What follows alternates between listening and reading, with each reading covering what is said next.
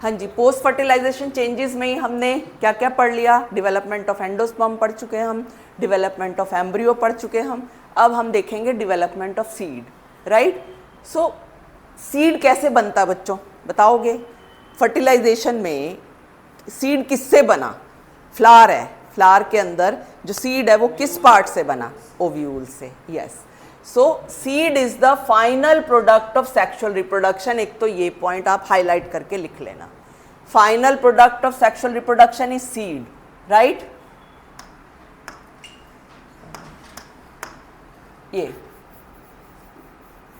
it is also called fertilized ovule.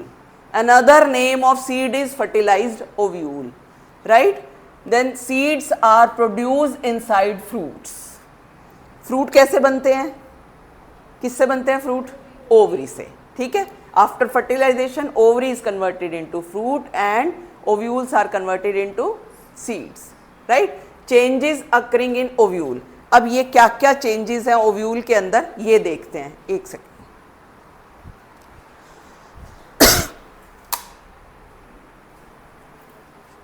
ये देखो क्या है, जाइगोट डेवलप्स इनटू एम्ब्रियो, जो कि हम पढ़ चुके हैं। PEN यानी primary endosperm nucleus develops into endosperm, ये भी हम पढ़ चुके हैं। एंडोस्पर्म जो बना अब ये परसिस्ट करता है या नहीं? द एंडोस्पर्म में परसिस्ट और यूज्ड अप ड्यूरिंग एम्ब्रियोजेनेसिस। कुछ प्लांट्स के अंदर ये परसिस्ट करेगा, रहेगा, लेकिन कुछ प्लांट्स के अंदर ये कंज्यूम हो जाएगा ड्यूरिंग एम्ब्रियोजेनेसिस, मतलब during embryo development endosperm is consumed. On the basis of it seed में बी एंडोस्पर्मिक और एंड नॉन एंडोस्पर्मिक। एंडोस्पर्मिक का दूसरा नाम है एल्ब्यूमिनस और नॉन एंडोस्पर्मिक का दूसरा नाम है एक्स एल्ब्यूमिनस। एक्स एल्ब्यूमिनस जिसमें एल्ब्यूमिन नहीं है, राइट। ये देखेंगे एग्जाम्पल मैं बताती हूँ, ये वाला पेज बहुत इंपॉर्टेंट है, तुम ये नोट करो जरा।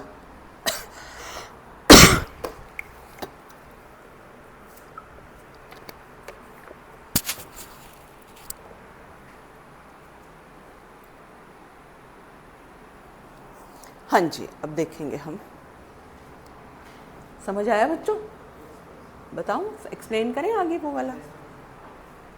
अब इसमें देखो ध्यान से, इसमें से तुम्हारे नीट में भी आते हैं क्वेश्चन, तुम्हारे बोर्ड में भी आते हैं क्वेश्चन, और कोई भी कॉम्पिटिटिव एग्जाम सब में आते हैं, ठीक है। एक मिनट रुको जरा, हम एक मिनट रुको, इसको मैं थोड़ा सा दोबारा से बताऊंगी।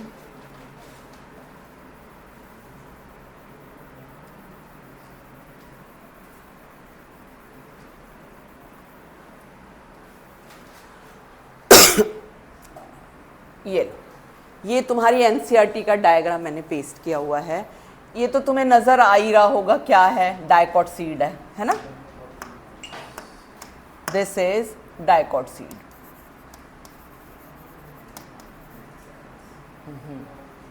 डाइकॉट सीड, ये डाइकॉट सीड है, ये मोनोकोट सीड है बच्चों, मतलब कि ग्रास का सीड बनाया हुआ है। मोनोकोट सीड में तो पिक्चर से आपको ना बड़ी ही अलग अलग सी, ज़्यादा ही आर्टिस्टिक वे में मिलेंगी। तो ये दिख रहा है सिंपल 2 कोटिलिडन है, ये कुछ नहीं, ये माइक्रोपाइल का दिखाया हुआ डायग्राम, ज़्यादा कुछ नहीं करना इसके अंदर, बस आपको पता होना चाहिए ये डाइकॉट सीड का और इसमें देखो मोनोकोट सीड के अंदर ध्यान से देखो क्या क्या है। ये है बच्चों सीड कोट। सीड कोट कैसे बनी? फ्लावर के कौन से पार्ट से सीड कोट बनी? जैसे तुमने बताया सीड बनता ओव्यूल से, तो ओव्यूल का कौन सा पार्ट है जो सीड कोट बनाएगा? बोलो बोलो। अरे नहीं, एम्ब्रियो से, इंटेगुमेंट से। ओव्यूल की इंटेगुमेंट सीड की इंटेगुमेंट में कन्वर्ट हो गई, ओव्यूल की इंटेगुमेंट सीड कोट बनाने में काम आ गई, ठीक है। Integuments of ovule converted into seed coat, right. Then a single cotyledon, जिसका नाम मैंने क्या बताया था, क्या है सिंगल कॉटिलिडन का नाम? अभी पीछे बताया था, बोलो। Skew, yes, scutellum. ठीक है, स्क्यूटैलम, राइट। अब इसमें देखो क्या क्या दिखा रखा है, ये जो नीचे है this is root tip, root tip यानी कि रेडिकल, और ये shoot apical meristem, shoot tip यानी कि प्लूम्यूल, ठीक है। और ये यहाँ पर ये हाइपोकोटाइल रूट एक्सिस, ये हाइपोकोटाइल है ये वाला, ठीक है। यहाँ प्लूम्यूल है, यहाँ पर ये एपिकोटाइल होगा, ये वाला पोर्शन एपिकोटाइल होगा, ये है ना, यहाँ पे लिखूंगी नहीं मैं, प्लूम्यूल के साथ होता है एपिकोटाइल और इसके साथ रेडिकल के साथ होता है हाइपोकोटाइल। और यहाँ पर ये मोनोकोट सीड दिखाया हुआ है, ग्रास का सीड है, इसके अंदर तुम्हें दिखाया हुआ है ये एंडोस्पर्म, यानी कि ये एंडोस्पर्मिक सीड है, इसमें कोई एंडोस्पर्म नहीं होता, तो ये नॉन एंडोस्पर्मिक सीड है। अब मैं तुम्हें और अच्छा एग्जाम्पल बताती हूँ इसका। जितने भी हम ये खाते हैं ना, राजमा हो गया, छोले हो गए, कोई भी चने हो गए, कोई भी ये सारे नॉन एंडोस्पर्मिक हैं। जो ये है ना, ये कॉटिलिडन है, जो 2 पार्ट में हो जाते हैं ना दाल, है ना, ये कॉटिलिडन है, राइट। लेकिन जैसे कि छल्ली है, खाइए ना छल्ली, छल्ली के अंदर देखो ये एंडोस्पर्म है, ये एंडोस्पर्म है बच्चों, एंडोस्पर्म यानी कि जो येलो पार्ट खाते हो ना आप, चक मारते हैं येलो पार्ट, वो एंडोस्पर्म है। समझ आ गई है, यानी कि most of the monocots are endospermic seeds and most of the dicots are non endospermic seed. हो गई क्लियर ये बात? तो ये क्या है, एंडोस्पर्मिक सीड है। अब एक और चीज बताती हूं, जब आप छल्ली का, हाँ बोलो सक्षम, एंडोस्पर्मिक सीड है, जब छल्ली खाते हैं तो उसमें एक वाइट वाइट सा रह जाता है, जब खाने के बाद छल्ली के ऊपर रह नहीं जाता, दैट इज एम्ब्रियो। अब समझ में आई, वो एम्ब्रियो है, फिर हम दोबारा चक मार के उसको भी खा लेते हैं, वो थोड़ा हमें मीठा लगता है बिल्कुल, है ना। हाँ बेटे बोलो। नहीं नहीं नहीं नहीं, दोनों में होती है, डाइकोट मोनोकोट दोनों में होती है। उसमें कंज्यूम हो गया, इसमें कंज्यूम नहीं हुआ, अब है ना, उसमें कंज्यूम हो गया ड्यूरिंग एम्ब्रियो डेवलपमेंट, इसमें नहीं हुआ कंज्यूम, ठीक है। तो उसमें जो अब तुम पूछोगे अब इसमें फूड रिजर्व है, तो इसमें फूड रिजर्व कहाँ होगा, वो कोटिलिडन्स में होगा। Food is stored in cotyledons and in this case food is stored in endosperm, क्योंकि इसमें जो है ना कोटिलिडन वेरी रिड्यूस्ड, ठीक है। अब इसमें देखो कोटिलिडन कहाँ है, इसका कोटिलिडन कहाँ है, बताओगे इसमें कोटिलिडन कहाँ है, बोलो। अरे ये है तो स्क्यूटैलम कोटिलिडन का ही नाम है, ये स्क्यूटैलम कोटिलिडन का ही नाम है। अब इसमें अगर तुम्हें ये बताना है रेडिकल, तो देखो ये रेडिकल है बच्चों, ये रेडिकल है, और ये जो शीथ बनी हुई है ये है कोलियोराइजा, इसमें ये प्लूम्यूल है। अब इसमें ऐसा नहीं है 1 2 3 कितना दिखा है, बस तुम्हें एक प्लूम्यूल दिखा दो, और ये जो दिखा रखा है ये कोलियोराइजा है, ये सॉरी कोलियोप्टाइल, ये कोलियोप्टाइल है, मतलब sheath covering plumule is called as coleoptile, sheath covering radicle is called as coleorhiza. हुआ क्लियर? ये इसका एम्ब्रियोनल एक्सिस है, क्लियर हो गया? क्लियर? ये एम्ब्रियोनल एक्सिस पे ही आप रेडिकल, प्लूम्यूल, कोलियोराइजा, कोलियोप्टाइल ये सब दिखाओगे, है ना। और ये सारा जो बड़ा वाला पार्ट है this is called as endosperm. अब एक और चीज तुम्हें नजर आ रही होगी, इसमें क्या नजर आ रही, बोलो पायल की, क्या दिख रहा है इसमें? पेरिकार्प। इसको थोड़ा सा हम इससे दिखाते हैं, रुको, ये पेरिकार्प दिख रही है ना, this is called as pericarp, ये पेरिकार्प है, राइट। अब पेरिकार्प जो है ये क्या है, पेरिकार्प कैसे बनी, ये कैसे बनी बताओ, पेरिकार्प कैसे डेवलप हुई, कोई बताएगा? बोलो बोलो बोलो जल्दी, पेरिकार्प कैसे बनी? सक्षम कैसे आई ये पेरिकार्प? इंटेगुमेंट से, तो सीड कोट आई है, ओवरी वॉल से। This pericarp is called as fruit wall, this is fruit wall. अब तुम सोच रहे होंगे यार मक्की का दाना भी फ्रूट है, है ना, तुम्हारे माइंड में आया होगा क्वेश्चन। एक्चुअली ये फ्रूट मतलब इसमें जो fruit wall seed wall inseparably fused है। इसी को आप सीड बोल दो, इसी को फ्रूट बोल दो, इनसेपरेबली फ्यूज्ड है। यही फ्रूट है, यही सीड है। हो गया क्लियर ये? क्योंकि वो जो पूरी छल्ली है वो इन्फ्लोरिसेंस है ना, पढ़ा था ना हमने, वो इन्फ्लोरिसेंस है, मतलब एक्यूमुलेशन ऑफ सीड्स, सारे के सारे वो सीड्स हैं। ठीक है, हो गया क्लियर बच्चों? तो ये क्या है? पेरिकार्प यानी कि फ्रूट वॉल। तो आपको इस डायग्राम में से लेबलिंग आ सकती है। जस्ट नेक्स्ट टू एंडोस्पर्म क्या है? पेरिकार्प। ठीक है, एक और चीज ये भी क्वेश्चन आ जाता है, इस एंडोस्पर्म को हम एल्ब्यूमिन भी बोल सकते हैं। यही प्रोटीन रिच होता है जो एंडोस्पर्म है ना, इट इज प्रोटीन रिच। ठीक है, तो ये एल्ब्यूमिन है। ये लिखा भी हुआ है ना, ये यहाँ पे, ये मिट्टी गया, इसको ठीक कर देते हैं। दिस इज, अब ये जो मैंने ड्रॉ यहाँ पे दिखाया है, ये एंडोस्पर्मिक सीड है या नॉन एंडोस्पर्मिक? और ये वाला एंडोस्पर्मिक है या नॉन एंडोस्पर्मिक? और ये वाला एंडोस्पर्मिक है या नॉन एंडो? ठीक है, अभी हम और पढ़ेंगे सीड के बारे में, डिटेल में पढ़ेंगे। अब एक और चीज इस डायग्राम के अंदर, ये जो डायग्राम दिख रहा है ये कैस्टर सीड्स है बच्चों, castor seed, castor seed, right. Castor seed is actually dicot seed which is endospermic. देखो ट्विस्ट आ गया यहाँ पे। अभी तक मैं बोल रही हूँ dicot seed, most of the dicot seeds are non endospermic and monocot seeds are endospermic. यहाँ पर ये कैस्टर सीड है, कहाँ लिखूँ मैं? ये यहाँ पे लिख देती हूँ, चल क्यों नहीं रहा? कैस्टर सुना है नाम? हाँ, कैस्टर सीड, कैस्टर ऑयल नाम सुना होगा ना। हाँ, तो ये कैस्टर सीड है। इसमें एक स्ट्रक्चर दिखाया हुआ है, ये क्या है ये मेंशन नहीं किया हुआ इसमें, मैं तुम्हें बता देती हूँ क्या है। This is called as कैरेंकल।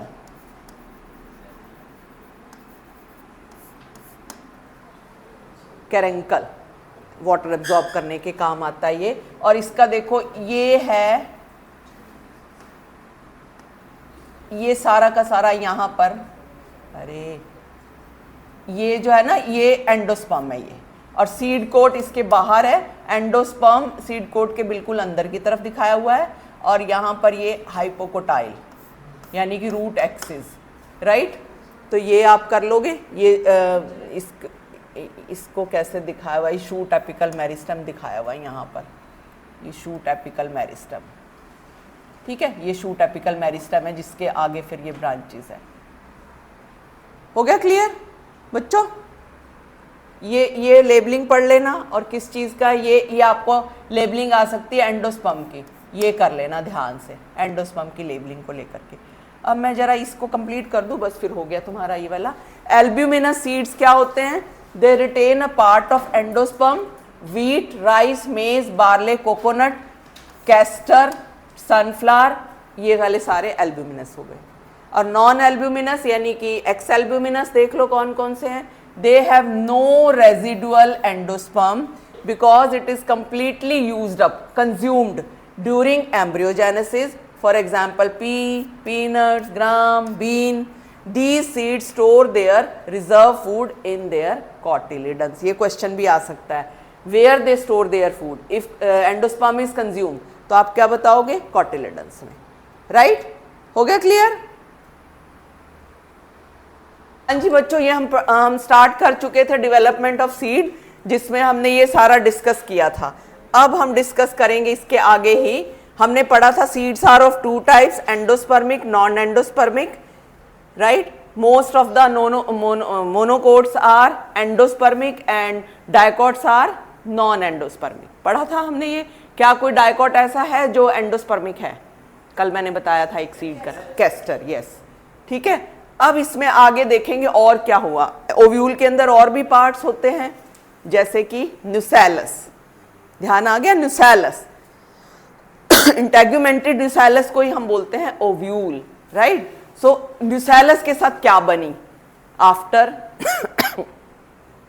Fertilisation? Nucellus का क्या हुआ? क्या वो रहेगा या खत्म होगा या क्या होगा? So nucellus is used up during embryogenesis, मतलब कंज्यूम हो जाएगा। जैसे एंडोस्पर्म भी पढ़ा था ना हमने, कुछ टाइप के सीड में कंज्यूम हो जाता है, तो न्यूसैलस भी कंज्यूम हो जाएगा ये during embryogenesis. But in some seeds, ये बच्चों करने वाला है point, in some seeds this nucellus is it stays, मतलब it is not consumed in some seeds like black pepper and beet। ये black pepper है, ये black pepper काली मिर्च बोलते हैं जिसको, वो गोल गोल, and beet remnants of nucellus are also present। इनमें remnants रह जाते हैं न्यूसैलस के। यहाँ पर मैंने ये दिखाया भी हुआ है, ये देख सकते हो, ये जो देख रहे हो ना, और जो इसका remnants of nucellus है that is called as perisperm. ये बच्चों ये जो रेड वाला पोर्शन दिख रहा है ना तुम्हें, this is called as perisperm. बस ये दिखाने के लिए है, इसमें कोई डायग्राम ऐसा नहीं कि लर्न करना, बस मैंने इसका एंडोस्पर्म तो धीरे धीरे खत्म ही हो जाता है, बस ये बाकी बाहर सीड कोड दिखाया हुआ है, तुम ये याद रखना, ये है perisperm, right. This is remnant of nucellus. तो आपसे कई बार ऐसे भी पूछ लेते हैं, डिफ्रेंशिएट पेरिस्पर्म एंड एंडोस्पर्म, या फिर ऐसे क्वेश्चन भी पूछ लेते हैं, डिफ्रेंशिएट पेरिस्पर्म एंड पेरिकार्प। समझ आई क्या होता है पेरिकार्प? बोलो बोलो। फ्रूट वॉल, ठीक है। पेरिस्पर्म एंड पेरिकार्प में भी डिफरेंस आ सकता है, या फिर पेरिस्पर्म एंड एंडोस्पर्म, ठीक है। क्लियर है? तो ये आपने एग्जाम्पल याद करने हैं, और ये होता क्या है ये पता होना चाहिए। जस्ट मैंने वैसे ही दिखाया तुम्हें diagram, right. Now outer integument becomes hard and leathery called testa। outer integument बन गई testa of seed, right, and inner integument becomes papyri, that is tegmen। ये testa है बच्चों, ये testa, और ये जो inner integument है it is tegmen। किसकी बन गई? ये seed की, ये भी लिख लो यहां पर, of seed, ठीक है। Micropyle remains as fine pore on surface of seed। आपने देखा भी होगा, मैं मंडे को दिखाती हूँ तुम्हें सीड्स डिफरेंट ला करके। माइक्रोपाइल छोटा सा देखना आप, चने में दिख जाएगा बड़ा क्लियर, या राजमा में भी दिखता है, एक छोटा सा पोर होता है यहाँ पर, छोटा सा मार्क सा दिखेगा तुम्हें, जिसको बोलते हैं माइक्रोपाइल, जिससे वाटर एब्जॉर्ब करते हैं, ठीक है। और उसी के ऊपर ये जहां से इसमें मटर सबने छीले होंगे दाने में, वो जहां वो स्टॉक नहीं लगा होता है, वो होता है हाइलम, ओव्यूल का अटैचमेंट, सीड का attachment, that is called as hilum, right. Funicle is transformed into stalk of seed. Funicle of ovule is transformed into stalk of seed, and hilum marks the point of attachment to the stalk। Hilum वही नाम है इसमें, hilum, जहां से funicle attach था, अगर आपको ovule का याद हो तो, राइट। ये मैं आपको, ये देखो, ये माइक्रोपाइल है, माइक्रोपाइल यहां पर होता है बच्चों, माइक्रोपाइल, ये माइक्रोपाइल है, और ये वाला स्ट्रक्चर है हाइलम, यहां पर ये हाइलम है, this is called as hilum, और ये है माइक्रोपाइल। माइक्रोपाइल छोटा सा होता है साइड में, और ये हाइलम सेंटर में, ठीक है।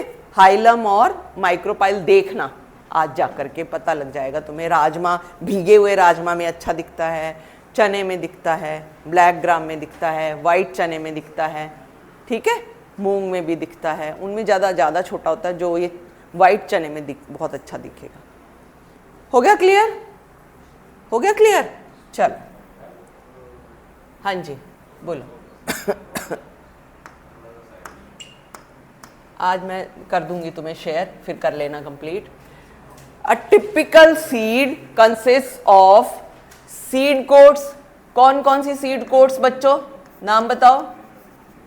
टेस्टा and tegmen and cotyledon, single in monocots and double in dicots, right. इसीलिए मैंने ऐसे लिखा है, कॉटिलिडन होगा सिंगल में, कॉटिलिडन्स होंगे डाइकोटिलिडन्स में, ये मोनोकोट्स में कोटिलिडन होगा। एंड एम्ब्रियो एक्सिस, अगर मैं यहाँ पे तुम्हें बना के दिखाऊं तो तुम्हें समझ में आएगा कैसा दिखता है, किससे बनाया जाए, इससे बनाते। चलो ये देखो, मैं यहाँ पे एक ड्रॉ कर रही हूँ सीड,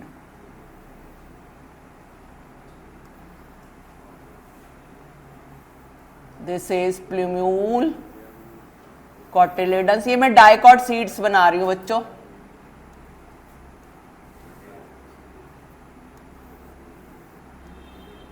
बच्चों आवाज नहीं आनी चाहिए मुझे, राइट। दिस इज, ये दोनों हम बोलेंगे कोटिलिडन्स,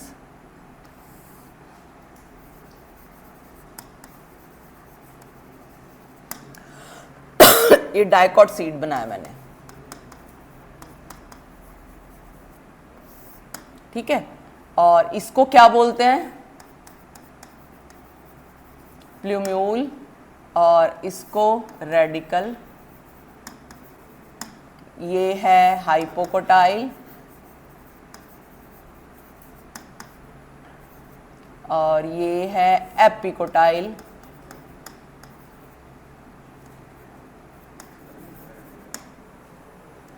राइट, ये point of attachment of embryonal axis to the cotyledon.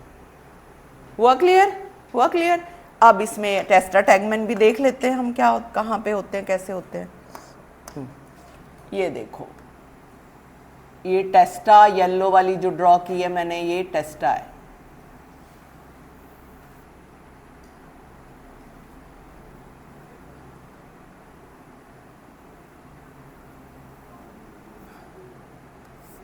टेस्टा, हाँ जी, आउटर वाली टेस्टा है और इनर वाली है टैगमेन। आई थिंक हो गया होगा clear, right. Testa tegmen clear हो गई ना। Testa, tegmen, cotyledons, plumule, epicotyl, radicle, hypocotyl. ये है डाइकॉट का डायग्राम, डाइकॉट सीड का डायग्राम।